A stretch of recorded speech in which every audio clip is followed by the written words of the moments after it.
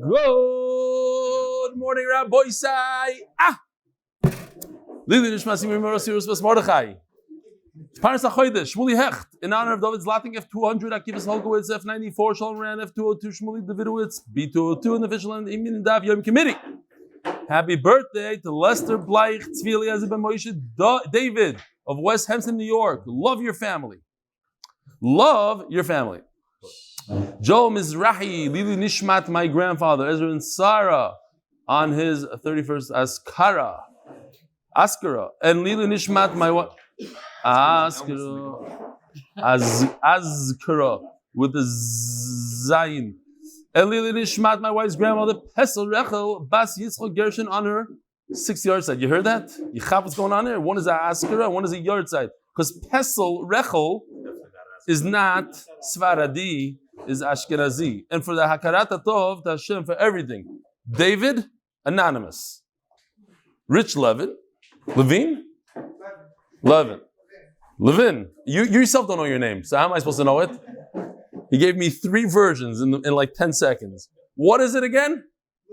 Levin.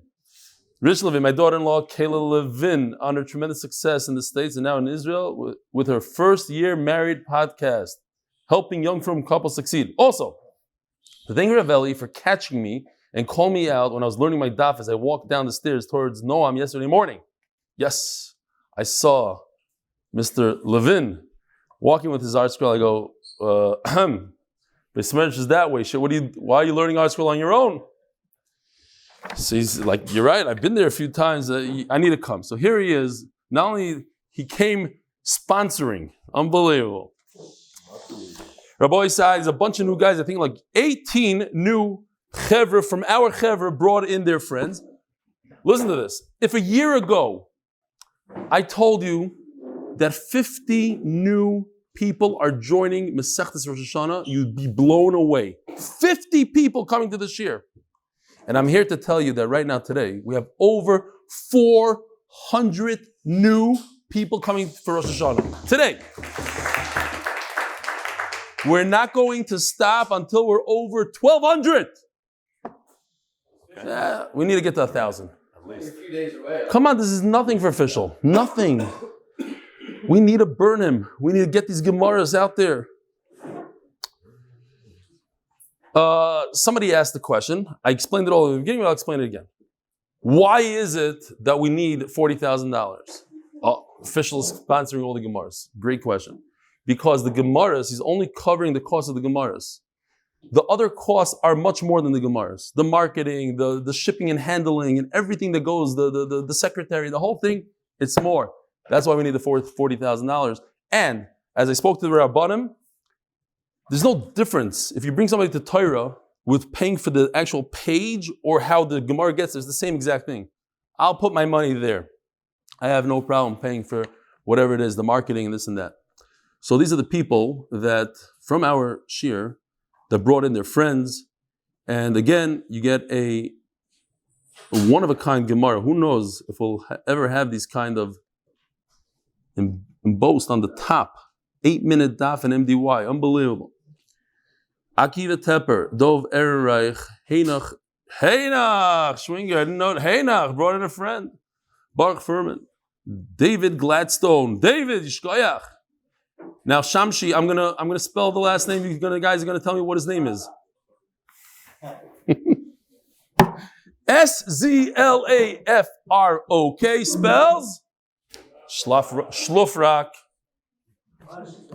You want to call it any way you want. Ovadia Berg, Reuben Weinberger, and Reuben Weinberger. That means he brought in 2 friends. Gavi, so he gets 2. Well, he gets more. He gets, instead of 1 thing in the raffle, he gets 3 chances to come to Eretz Yisrael and spend a whole day with Nachum Seltzer and 2 days and Gary and then that's a whole day. 1 hour with you is like a day for everybody else. Yisrael Goldstein, Gavi Zeitlin, did I say that? Yisrael Goldstein brought somebody, unbelievable. Shmuel Lanzeman. You know how he brings people, Yisrael Goldstein. He walks around with his jacket, even in the summer, says, hey, Minda, people walk, oh yeah, chaps them in. Abba Rennert, Yoel Bergman, can you believe it? Yoel Bergman, the CEO in Chicago, brought somebody in. Daniel Katz, Shmuly unbelievable. The other Maggid Shir from Lakewood is bringing people into our shir. Oh, it's spelled Bernstein. Oh, Shmuly Bernstein, not Bornstein. Jacob Marks, Avi Gurwitz, the Clifton Yid, Yishkoyach Rabbi Sai. Oh, and here are the people that donated money yesterday. Gavi Zeitlin. Not only did he bring people, but he donated 20 Gemaras. Abraham Goldman, 10 from Cedarhurst. He's from, who's Gavi? Is he here? Don't tell me he's here. He lives in Bet Shemesh. Where is he? What? Not here. Oh, it comes for the breakfast. Chaim Shor from Baltimore. Yishkoyach. We have here Azoi. Good Erev Shabbos. My son is the official MDY Miami baby. Miami baby. Why? When agreeing to host to see him at my showroom in Hollywood, Florida, for MDY Miami Chevra, my wife was extremely concerned knowing that Wednesday was her due date. I told her Hashem wants us to have this chus, and she has nothing to worry about. After coming home from the Siyum, late into that night, my wife started having contractions. Our fifth child, third boy, Eliezer, Baruch Hashem, was born Thursday. I'm still waiting for the day that somebody's going to call their kid MDY. No, MDY. Listen to MDY. The Rav may note that Elisha Eliezer. His name is Eli twice. Elisha Eliezer. You know that Eli is 2 times in his name. Today, just a few weeks old, my son got to enjoy and learn the Geshmak of Daf on Erev Shabbos. Thank you, Hashem, give the Rav. And the entire MDY Chevra that enjoyed until 120. First of all, here's his gorgeous showroom. Remember this picture? The baseball game is going on here and the whole Zaf. Okay, great. But here he is. Did I say his name? No. Hanan Averbach. He's your brother-in-law? Get over here, brother-in-law. Come, say hello to Hanan. Yeah, just say to come. Get over here. So this is Hanan with the baby. This is official baby Miami. Eli, twice. Huh? You ever saw the baby? Here, here's the baby. Come here. Say Shalom Aleichem. Look over there. Hey, what's up? Shkoyach for doing the daf. Okay. Tell the other what your name is. What's your name? Rob Early. All right. What else do we have here? Ooh, it's late. I think there should be a frequently asked question page.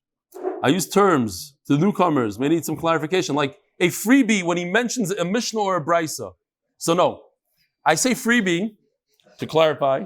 When the Gemara is repeating itself, it seems like the Gemara is saying the same thing that we learned, and it's just easy to say. So for Maggid Shir, that's mamish unbelievable. It's a freebie for me at least, and for the Olam, they don't have to concentrate.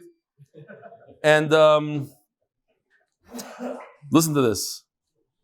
One of the even better than a freebie is when the Gemara says, Omer Rabbi Yochanan, Omer Rabbi Shimon, Omer Rabbi Chananya, Omer this, Man Shiknezah, that's Yerushalayim, G'dolei Ador, V'ikid Amri, Omer Rabbi Chanan Bar Yachav, and 6 lines later, I was like, wow. Now, tomorrow I'm going to get an email. What a shegitz. Come on, each name is a Kabbalah, you should enjoy it. Okay, fine. After about to finish my first Masechta in almost 20 years, after trying Daf Yomi 6 to 7 times and always falling behind and quitting, I love the shir, and I'm clearly giving off my love of it. My 14-year-old, who's making a siyum Mishnah, said the Zik this Thursday, Mazel Tov, is joining for Rosh Hashanah Mirz Hashem. Also, anything to get a free Gemara, get your kid to join, whatever. Also, I think the Or Merkaz can be used to get people to join. I was in Queens for Shabbos. I gave it to someone when I finished it, and he said, he'll Mirz Hashem, sign up. Nachman Mostovsky, Mazel Tov on your first siyum. Okay. A lot more here, but we'll have to wait. Ooh, this one, real quickly. Rabbi Sai, big news. Eli Trapper. It's ambassador from Lakewood. He's going to be here in our base medrash. We're going to make a big zach for him. Here he is, learning in the sukkah. Okay. Rabbi Sai, here we go. Today is Daf Lamed Daled. We're starting from the bottom of Lamed Gimel Amud Beis. Ein moitzim sa'ur. You're not permitted, if you remember, you cannot produce a fire. It doesn't matter with wood. Here's another picture. If you do it with a stone or with water, a magnifying glass. You cannot produce a brand new fire, although you're allowed to use fire on Yom Tov and create and cook with it. You're not allowed to make a new fire. My taimo mishum the kamoiled be Yom Tov. You're creating yesh ma'ayin. It didn't exist, and to create that, to be moiled something, that's also on Yom Tov. And once it's there, you're allowed to use it and cook with it. You cannot take tiles and whiten them. In other words, cook them so hot that they turn white. What is the problem? Mike Ovid, you're using it to cook food. You're making fish. So why you're allowed to heat up an oven? So why can't you heat up the tile? Says the Gemara. Omar Rabbi Yochanan. You're right. You're permitted to heat up a tile, but now when it's brand new,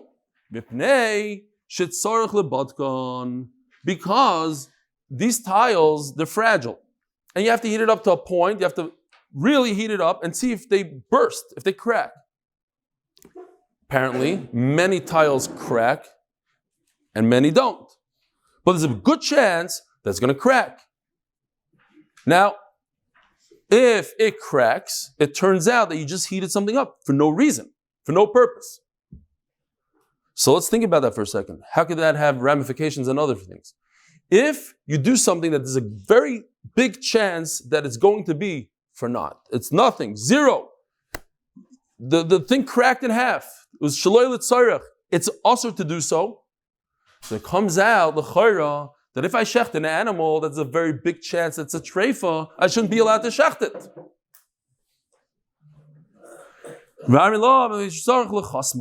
And some say no. It's not because there's a chance. It's because every single time you take a brand new tile and put it into the oven, you're hardening it, and that's misakim money, you're making a kli, that's also. But it's 100%. Every single time you put that tile in, you're going to be over. The first shot is no, 50% of the time it's going to crack, and then 50% of the time it comes out retroactively that you were over, you made a fire for no reason. So now we're going to ask a kasha about shchita. The Gemara asked the question. Drasa, you ran over a bird. Very difficult to do, you're very quick, you ran it over. Little baby, let's say. Still alive. Oishet trofa b'koisel. It happened to me 2 weeks ago, sitting on the porch. My cleaning lady did a great job on the windows. You know, in Israel, on the porches, they have the glass walls.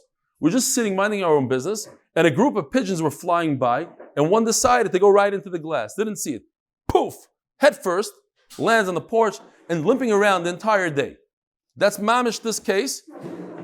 So, we got rid of it. We have a picture, yeah. I didn't... But you can't see that.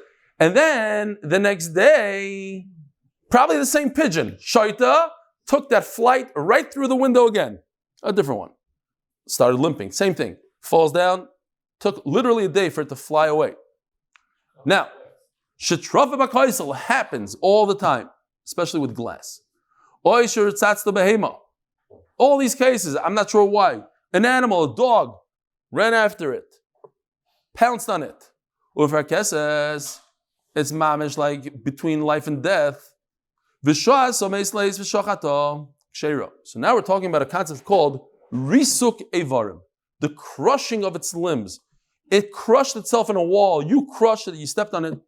We don't know where the problem is. Inside it has internal damage. So one way to check it is to wait. Me'is le'is, 24 hours. If it survives 24 hours, nothing happened to it. If not, it's treif. So if you waited 24 hours, you give it a nice shchita, it's right there, it's easy to catch, and you shecht. Not true. After you shecht it, you must open it up and inspect everything. Make sure everything is intact. If it has broken spine, whatever it is, no good. It's a treifa. Oh, Rabbi Isai, some of you heard the story, but too bad. I need to tell you the story about Risuk Yevarim. We moved to Bnei Brak, and my father decided he was looking for some chumras, and he found a good one. I love my dad, but he's a machmir in a way. And he found out that when the chickens come to the shlachtos, to the slaughterhouse, They take these boxes full of chickens and they chuck them off the truck. How else did they get to the sidewalk, he figures? They probably don't put them nicely on the ground. Now, if they fall 4 amas, then it's risukei varim. How could you possibly, you need to check it. You need to check. Elio, we're going to the shlachtos tomorrow morning. Yes, sir. What time? 4 o'clock, no problem. So we get to the shlachtos. He walks into the shlachtos. You can imagine as the long rekel, he's a magachir in Chayoshev, and he walks in, he goes straight to who's the head guy over here. He says, listen, I'm concerned about risukei varim, and he's very, very good at convincing people. And the guy probably saw this problem in Bnei Brak many times. He said, okay, go ahead. Fine. He grabs a box, he grabs the first chicken, puts it on the ground, and the chicken does this. Elio, you see, risukei varim. I knew it. I said, Abba, it's 4 o'clock in the morning. The thing is asleep. No, you don't know what you're talking. It's risukei varim. I'm telling you, it fell off the truck. All of a sudden, the chicken hears the conversation, and it gets up and whoop! And there's my father with the frak. And he's running between the shaykhid and the this and the Arabs and the boxes, and he's up under there flying. It was a scene. I was so embarrassed. Here's my father embarrassed. Fine. Finally catch the chicken. This one is for sure not risukei varim. This mamash had stood up and ran, and he puts a nice red thing on it. You're giving me that blank stare. Anyway, fine. He got his 10 chickens. None of them were risukei varim. They're all great. Now you have to put it through the machine that takes off the feathers. But there's hundreds of them. Chickens. Which one of you wants to die first? Very good. He loves his own line. I don't know if the mic picked that up. Which one of the chickens wants to die first? Anyway, so the chickens go through. We had to figure out which ones were ours. We almost figured it out. It was great. Now, he takes the chickens home. Because he can't go through the whole process of malicha and everything. So he takes them home. And about we have 10 chickens. And my mother had to do the malicha. And all of a sudden he notices a crazy thing. Something like this. A mark. A black and blue mark on the chicken. Oy, what is this? What is this? He doesn't know. He's never seen this before. He says, listen, Elio, take this chicken and go to Reb Nisim Karelitz and ask him, what is this? Is this treif or not? He takes one of those regular bags, puts the chicken head in, legs are sticking out, those yellow, disgusting legs, and he says, go. I said, where? Don't worry about it. Just go ask people. Kids, I go through Bnei Brak. Where's Reb Nissen? And this guy shows me that. Kids, it's 165 degrees in Bnei Brak. I'm schwitzing. The chicken is smelling already. I get and as I'm going down the stairs, he tells me, listen, you have to ask Reb Nissen at the end, is this oif shahira by chacham? Because there's I don't eat oif shahira by chacham. If a chacham, talmid chacham, paskins halach on it, that's already not, even though he says it's good, it's not good enough for me. It's not glat. I said, what? It's oif, repeat after me. Oif shahira by chacham, oif shahira by chacham. So I'm going the whole way to Reb Nissen, oif shahira by chacham. Is it oif shahira by chacham? Finally, I get in there. I'm sitting there with everybody with a bag and a chicken in the room. And I come in and I show it to Reb Nissen, and he's I got binged up from the machine, from the feather machine. Then I look at him and I said, Harav, haim ze chacham shohayre boyoif? And he started laughing. I'm like, what? Oh, I said in reverse. Did the chicken paskin on the Rav? Oh, it's very funny. He says, no, Tagid Abba, it's nothing. It's not even, it didn't even begin to be a kasha. Okay, anyways, that was my story. The last part I made up, but yeah. Okay, Zok the Gemara. So, Sricha Bdika, you have to check this chicken. Boy Minei Reb Zera, Ma'u L'Shachta B'Yamtov. Boy Minei Reb Yirmiyah Reb Zera, Ma'u L'Shachta B'Yamtov. Now, here's the question. You have a chicken that was thrown off a truck, and if you shecht it on Yantiv, there's a great possibility you'll open it up and find it has a crushed spine, which never happened. But in this case, the bird flies at 35 miles an hour right into a wall. You see it, so are you allowed to shecht it? What's the question? There's a deficiency here. There's something wrong with it. Now, it could ruin the chazaka. A typical animal, yes, we do, Rashi points out, we do bdikas on every chicken, on every animal, but the chazak, it's good for the far chance that you might find something wrong. But for the most part, animals are kosher, they're not treif. But in this case, there's a big reason to believe that something's very wrong inside the animal. It has internal injuries. And if you shecht it for no reason and you find out that it was treif, you would just over. You could only shecht l'chayra if you know for a fact it's going to be good, or at least you have the big probability that it's going to be okay. Over here, not. Amalei Tanina. We learned. He brings our Mishnah. You cannot whiten the tiles in order to cook on them. And we asked the question, why not? What is wrong? We're talking about brand new tiles. And not every tile is going to burst, but because a large percentage burst, it comes out that you just put into the oven and you're malabin it for no reason, and that's why it's awesome. So too, you shouldn't check the chicken or an animal that has a bird that has a very big probability that's going to be treif. Don't bring your raya from over there. We learn like the second shot in the Gemara that it's 100% usher to do every single tile because you're misaking kli. You're fixing it, not because maybe it's going to burst. So if you hold like the second shot, you don't have a good raya if you're allowed to shech the chicken or not. Tanya, when it comes to Ilcha Shabbos, maybe it's or one person brings a fire. We're saying that every single one of these people is chayav achatas, or whatever he's chayav, issa deraisa. He brings a flame. He's over a mavir because as he walks, it gets stronger. Says Rashi, the wind. Maybe seitzim, and now a second guy adds the wood. He's also mavir. He's making a flame on Shabbos. And one of them puts the pot down. And one puts the water into the pot. So he's mevashel. The Gemara is going to say, what in the world did the guy that put the pot down do? He didn't do anything. He put an empty pot. Why is that a problem? Are you allowed to put an empty pot on a flame? Yes. So why is he chayiv carbon? The guy that put the water in the pot, he's mevashel, that I understand. And the guy put in a little bit of spices, he's also mevashel. This is megis. You take the stirring ladle and you go like this, megis, like right over here. Kulan, chayavim, all these chef guys, they're all chayav achatos. What about the Beitzah that says the reverse? Only one of them is chayav. And you look over here, the word potter means potter, aval asur. You shouldn't do it, you shouldn't be part of this, but you're only chayav, the only one guy is chayav. Like kashi, hadaisi ur mikara, hadaisi ur lebasayf. Everybody, they did the same thing. One guy brought the wood, one guy brought the pot, the next guy filled it up with water. Is anybody over? No, there's no fire. You're allowed to fill up a pot with water on Shabbos. You're allowed to put wood underneath the pot, but the last guy that lit it up, he's the only guy that's chayav. But the other case is that the fire was first. So then everybody that's moist of wood and tavlin and water and the pot is chayiv. Huh?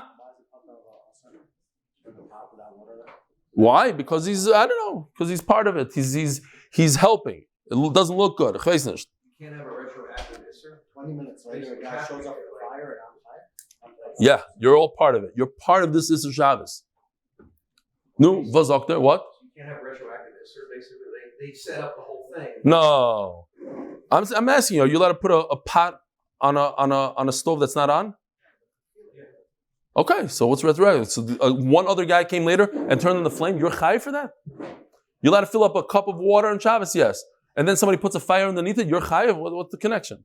That's what he's asking. It shouldn't even be. Shouldn't be us. Okay. You put a shtick. You put an off shtick. No. If it's simultaneously, then it's shnayim shasu. That's halachic shtick. But you did it way before. What you did is not aser. The next guy came along and did the aser. I bring the gun and I put it over here. Then the guy takes it. Who argues on who? No, the Gemara says padalas. That's the simple mashmas of the Gemara. Okay. He says that there's a machlokes whether it's padalas. Okay. Like Asher, hi daisi bishleim akulu. So the Gemara just explains. Everybody did a malacha. El shoyfus is there. The guy that put the pot on the flame, my ka'avid. What in the world is the isser to put a fire on the flame? What's the connection to our sugya? This right over here. We're talking about a brand new pot, and it's just like putting a tile into the oven. It might burst, and if it might burst, you did a tircha. You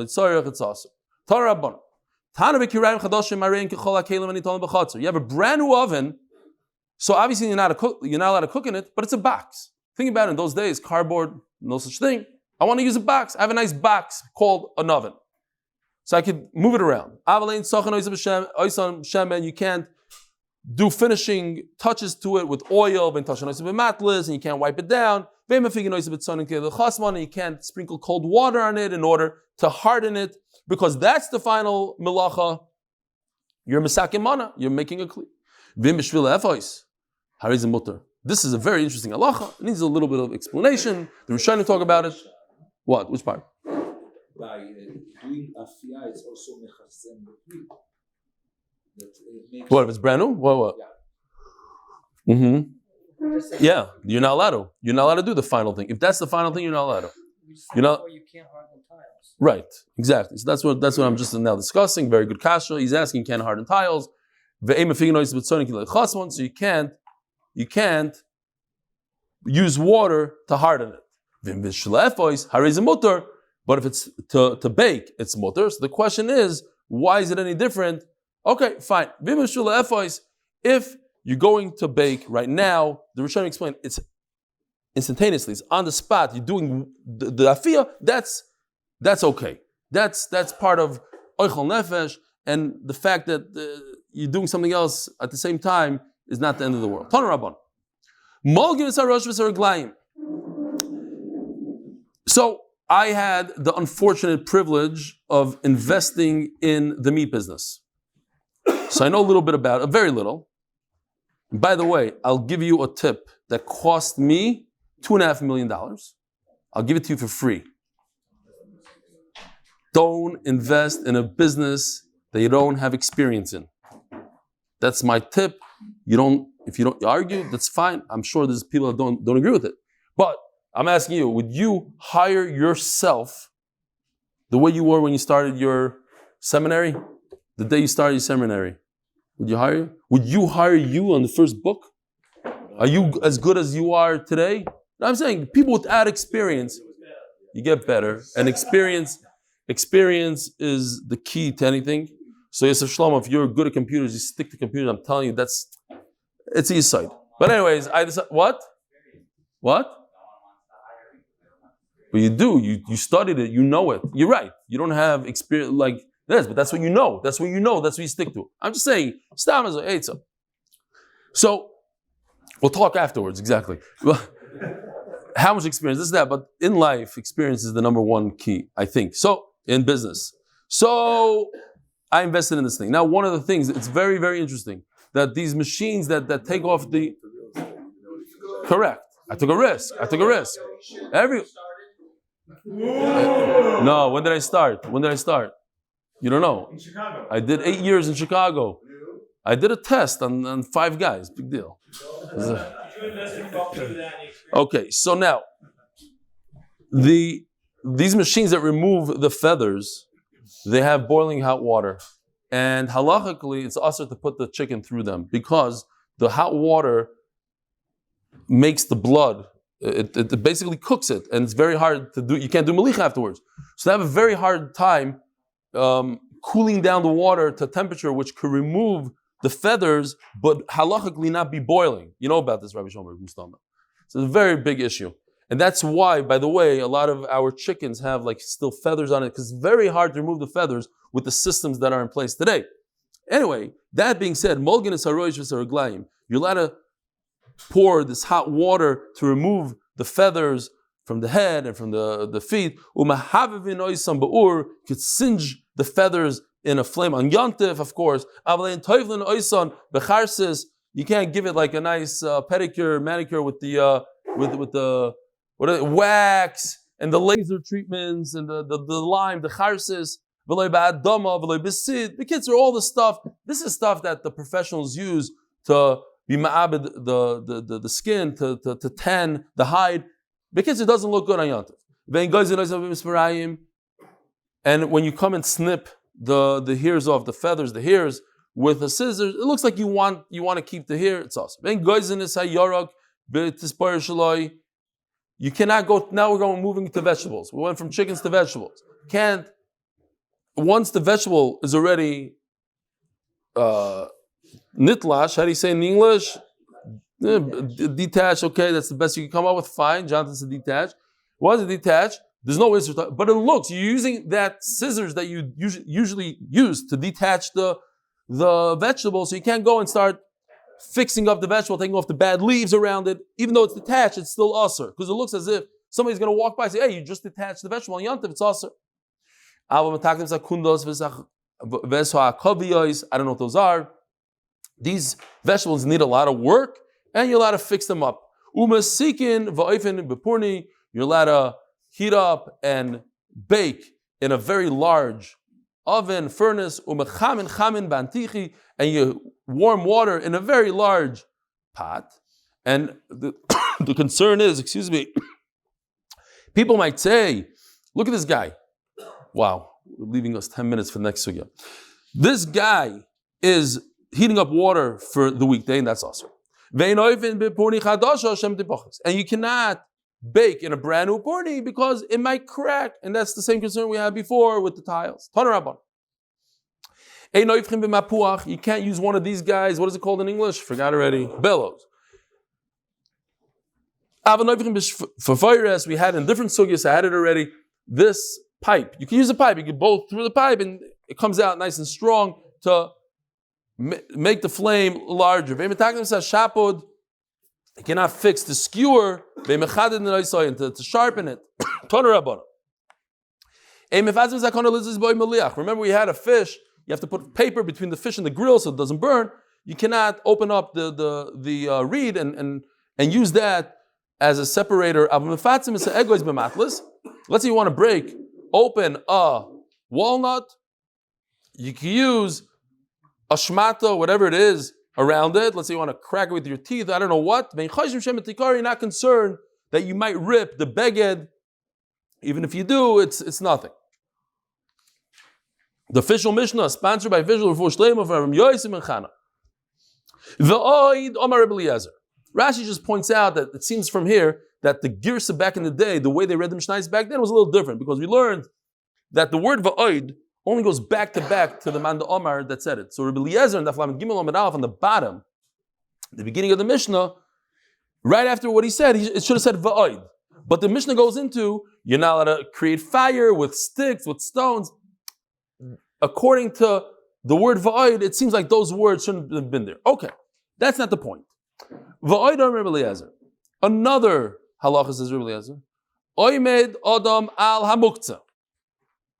So you have a bunch of grapes that are muktzah. Now we're talking about muktzah, not like we had before, that the muktzah is a backyard. This is muktzah on Shabbos and Yom Tov. Why? Because it's not right. It's not a grape and it's not a raisin. It's spoiled in between. But there are people that do eat it. It's like it's almost there. It needs another few days, let's say, there too.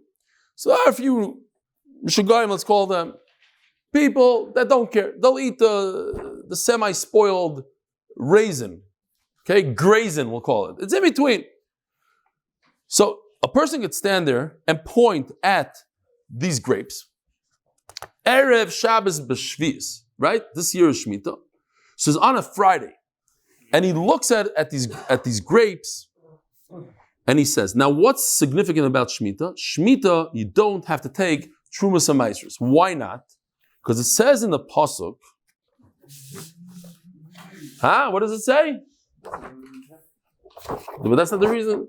Rashi brings this pasuk later on in the Daf, all the way in the bottom somewhere. It's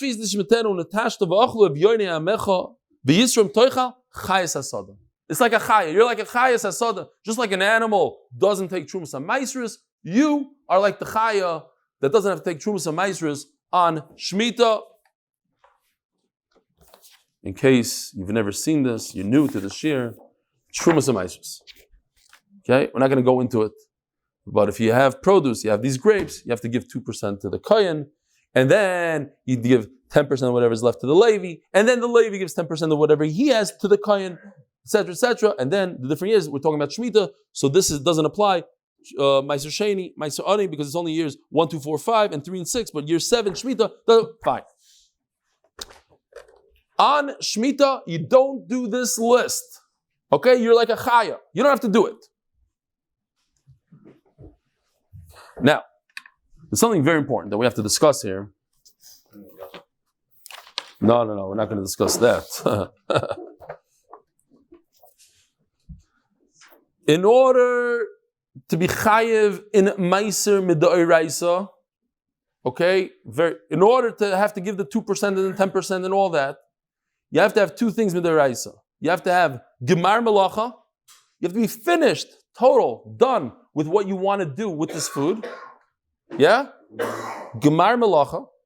It can't be like this raisin that's in between. It has to be finished. It has to be a raisin. It can't be a half a raisin. And you need to bring it into your house. It has to be in the house, the house. And if you don't, right, through the front door, and if you bring it through the back door, through the skylight, you're not. Midoraisa. Okay, fine. But we're going to see, we're not going to go through this whole list, but the Gemara is going to discuss this right over here. And Chatzar. These guys right over here, the Rambam brings a list of 6 things. By the way, thank you to Ari Weinstein for sending me the wording for this. The Rambam brings 6 that create a kvias. In other words, if you have fruit that's not chayev b'meiser because it's not gemar melacha, you didn't finish it yet, you didn't do the final smoothing of your pile of wheat, you're allowed to eat from it a temporary achila, achilas arai, but not achilas keva. Shabbos creates achilas keva. Why? Because the food you eat is kvius. It's permanent. It's a real eating. So Shabbos creates a kvius, the Gemara says, and therefore it's kavua, and you have to take meiser. The other thing is we're going to talk about chatzar today. The rest, forget about. Okay, so now, guy standing there, Erev Shabbos, on Shemitah, which he doesn't have to take Trumas and Meiser, Zvoimer. And he says like this. Here's a picture from Yoni. He points and he says, I'm going to, by the way, this took me a long time. I wasted too much time getting the grapes to fit this funny shape. If somebody has a good idea how to do it, they even come out to, fine. He points and he says, these grapes, I'm going to eat from right over here somewhere. I'm going to eat from here. So first of all, a chiddush is the word va'omer. He says it with his mouth. He doesn't have to remove grapes and say, "Oh, I'm going to eat these grapes." We're talking about azmana now. We're talking about yantav. We're talking about somebody taking something that's muktzah. It's muktzah meaning he set it aside. I'm never going to eat these. These are disgusting, spoiled grapes. But then he says, "No, I am going to eat it tomorrow." In other words, I want to designate this as food. I'm saying it's food. So he doesn't have to put it in a container and say this is food. He could say it with his mouth and say, you see those grapes over there? I'm eating them. The other concept over here is the concept of breira, retroactive clarification. He doesn't know which grapes he's going to eat from the pile. Obviously, he's not going to be able to finish all of these. These are a lot for one person. So he's going to eat 10 of these. Which 10 did he say are going to be food? Retroactive clarification. Chacham say no. He must signal and he must do so to show that I'm going to eat these grapes and only from this mark on. Okay. Now also, we learned in the Mishnah, Shabbos is a very, very beautiful sugi. Now, if somebody makes food for Shabbos, hold the questions a little bit because we're running out of time. If somebody says that this is Shabbos food, this is cholent, bam, it's chai b'meiser. Why? I said before, Shabbos makes it chai b'meiser. What if a child does it? That's the chiddush over here. Of course, if an adult does it. Over here, the Mishnah is telling us, even if a child does a meiser, first he can't say it. He can't say, oh, this is Shabbos food. But he literally takes it and puts it away for Shabbos. he does it on Erev Shabbos, it becomes Shabbos food. And therefore, v'shachu v'lo yisru, and they forgot to remove the trumas and maisras, it's Shabbos food. L'matzah Shabbos l'yoichlem kein isru. Once he makes it a Shabbos food, it becomes chayiv in truma. And since he didn't separate, give the kohen and the Levi their portions, that you must do that on Matzah Shabbos. You can't eat it. It's tevel. It's the d'oraisa to eat that food without giving a little bit to the kohen and the Levi. U'nan nami, another halacha. Hamaver teinu b'chatzer liktzos. If a person spreads out the figs in order to dry them out, make them grois, right? That's how you make a grois, like a sort of like a raisin, but made out of fig. What is this called? This is fruit that's loy nigmer malachtam. It's not finished yet. It's half spoiled figs. So memela, since it's not nigmer malachtam, what's the halacha? You could eat a achilas arai. Oh, thank you. Sponsored by the MDY Tehillim group. For all those in the Refuas and Yeshuos, please join us in the Sponsored but it's close for my children. I call it in the Boyer and Yisrael, Yaakov in the Boyer, that they should be do well in Yisrael. Have a chayes with Torah, mitzvahs in Yerushalayim. Amen. You gotta be maspid the daf. They're not makbid. Boy, when they wrote Rav Nachman, Shabbos ma'ushet tikva muktzah lemaiser bedavar shaloi nigmer malachtoi. Gewaltige kasha here. Oy vey, something just fell. What was that? Yeah. But guess what? Nobody will know because it fell on the floor. So, here's the shiloh. If you have this guy, Shabbos, do you need Gemar Malacha over here? We said, Midai Raisa, you need two things. You need Gemar Malacha and Re'iyas Pnei Abayis. But since you don't need Re'iyas Pnei Abayis, maybe you also don't need Gemar Malacha. We're already getting rid of Re'iyas Pnei Abayis. Maybe you don't need Gemar Malacha. It's Shabbos. Shabbos takes away from you don't need the Re'iyas Pnei Abayis. So maybe you also don't need the other condition. The pasuk says you should call out and say Shabbos is a pleasure. It's a oineg. Shabbos itself has the power to make this food chayev, even though it's not finished yet. Shabbos only has the power to do it once it's finished. But not if it's not finished.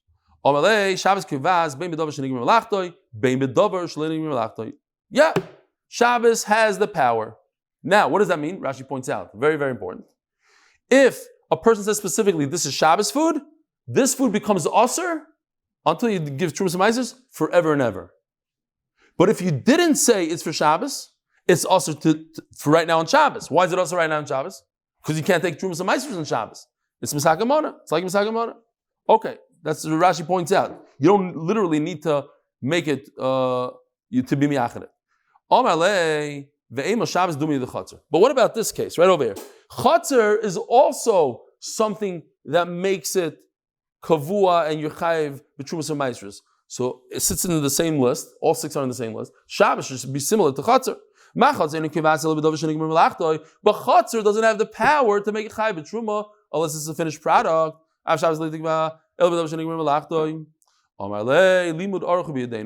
a Kabbalah. I have a Messiah from my Rebbes. Don't ask any questions. This is what I know from my Rebbeim, that Shabbos has the power to make something chayiv b'maiser. If you say this is Shabbos food, boom, it's chayiv b'maiser on the spot, whether or not it's a finished product. Rav Nachman, we learned it in our Mishnah. Now muktzah, what's muktzah? Remember those grapes? Those grapes are muktzah. Erev Shabbos. What is that called? Not a finished product. The grapes, between grapes and raisins. And what does it say? It says l'chayra that Shabbos makes it chayev b'trumas and maasros. Because look what it says. It says Oimed Adar Muktzah Erev Shabbos b'shmita, like the top line on this page. V'chulu Taima what is that? You have grapes? No, not today. Taima the shviyis the lav bar yisuru. The reason why he could eat it is because there's no trumas and maasros on shmita. But it comes out that any other year besides shmita would be asur. Why? Because Shabbos was Kveya. You see from here, from our Mishnah, you're missing the best line of the whole Daf. It's the hardest line. Just listen and tune in to YouTube. Let me show you the Shabbos cover. Loi. That's not the reason. You know why it's why is it kavua? Why is it chai b'maiser? By him designating and saying this is food, once it becomes food, by him saying so, now it becomes chai b'maiser. Nothing to do with Shabbos. You're trying to prove the Shabbos have the power to take food that's not finished and make it chai b'maiser, like these graisins. And the answer is there's no raya for Shabbos. The reason why graisins are chayiv b'trumas ha'maiser is because he said they're not graisins. He said they're raisins. He pointed and he says, I'm going to eat them. So mele the chayiv ha'maiser. Shani also given the Omer. Ask the Gemara, then why in the world is it in our Masechta? Our Masechta is all about doing hazmana, being making food, saying, could I eat this food on Shabbos and Yontif? Is it ready for Shabbos? Ready? This has nothing to do with Shabbos. This has, on a Tuesday afternoon, if somebody decides that this is food, these are not graisins, they are raisins, he's chayiv b'maiser. On a Tuesday, nothing to do with the Shabbos. So then why is it in our Masechta? That should be in Masechta's what? Maisrus. Nothing to do here. Why is it halacha about Shabbos and Yontif? Great kasha. Answers the Gemara Kamashma. There's another, you're right, it shouldn't be here. But I'm giving you a side chiddush that has to do with our Masechta.